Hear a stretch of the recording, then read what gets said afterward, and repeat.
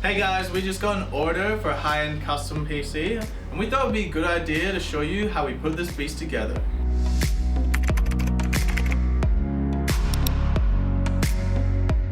All of the components used in this PC are listed below, and links to each of them can be found in the video description.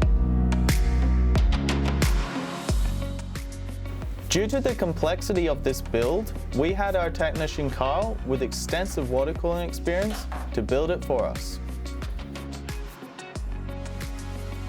Usually when we begin building a new PC, we start with the motherboard outside of the case and we try and install as many components on it as we can because that's a lot easier than trying to install the components inside the case.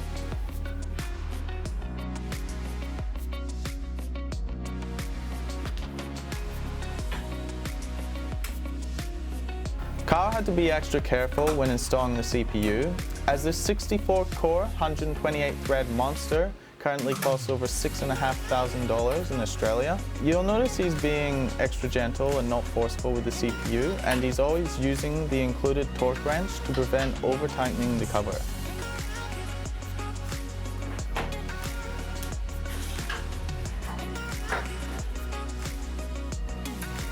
You'll notice that Karl removed the NVMe SSD heatsinks. It's because the motherboard that he's building on already includes cooling for them.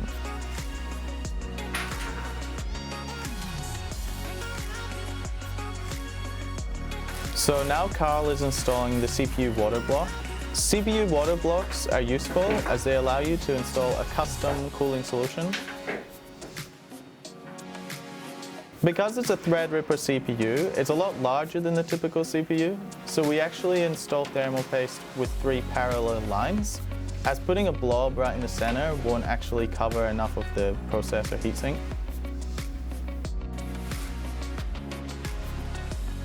Now for an easy part, and probably the easiest part of this whole build, installing 8 sticks of 32 gigs of RAM. Simply put them in the slot and push down.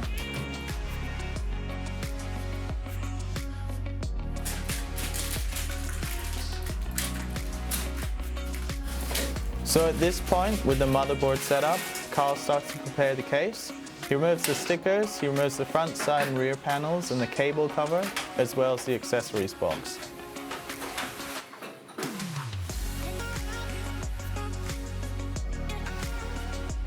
Because there were so many high-end components to install, we continued to gut the case. We removed the front and rear fans, the power supply shroud and the hard drive bays. After we completed prepping the case, we were ready to install the parts, starting with the motherboard.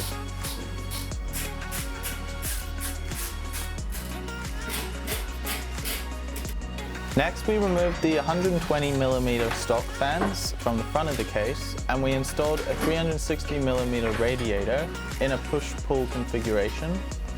We set up a second 360mm radiator in a push configuration, which we then installed at the top of the case. Next, we mounted one of the pump reservoirs to the inner front of the case via its included bracket.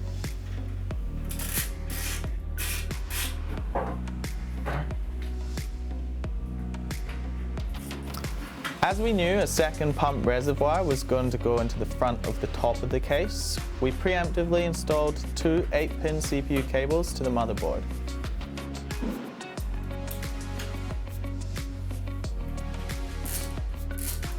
Typically, we always mount our reservoirs vertically, but for this build, we had to install horizontally, and that was due to size constraints.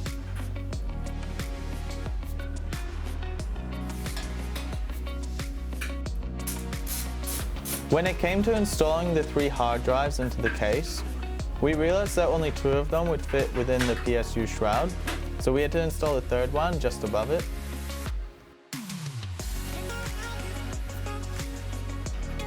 Again, to account for any potential size constraints, we installed the 24-pin power and SATA data cables before proceeding with the graphic cards.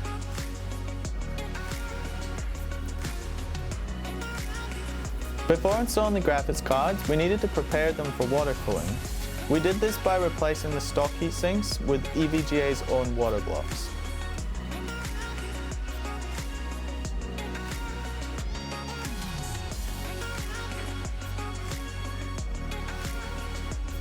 Once the graphics cards were installed to the motherboard, we interconnected them via an NV-link, allowing for increased bandwidth communication. We took some time to manage the cables at the back of the case in order to make life a little easier moving forward.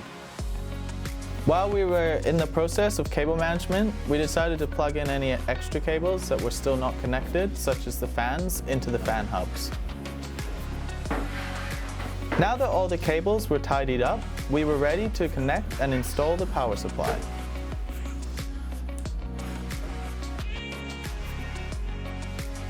Now with the build looking nearly complete, it was hard to say that the hard part had only just begun. Our technicians spent the next several hours connecting the water cooling.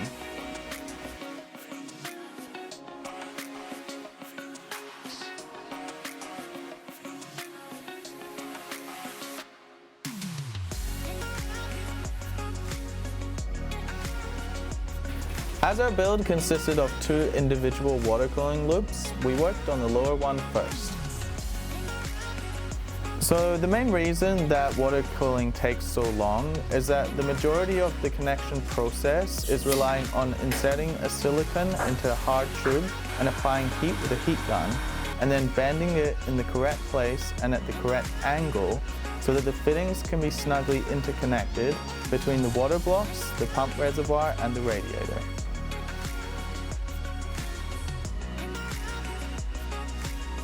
The lower loop is responsible for cooling the graphics cards, where water flows from the pump into the lower graphics card and then into a straight pipe into the upper graphics card, and then it continues back to the radiator to cool down once again, and then it's dropped back into the reservoir to go around again.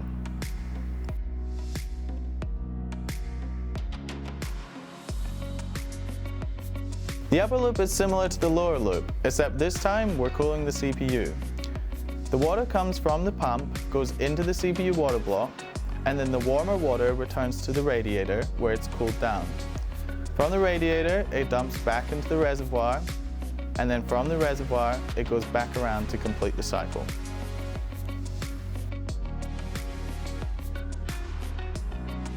During the filling process, we need to fill the reservoir and then run the loop for a few seconds, letting the reservoir level drop.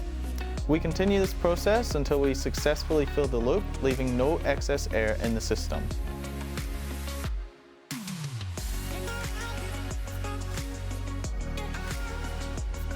Finally, after hours of work, the build was completed, and I'd never seen Karl so happy before.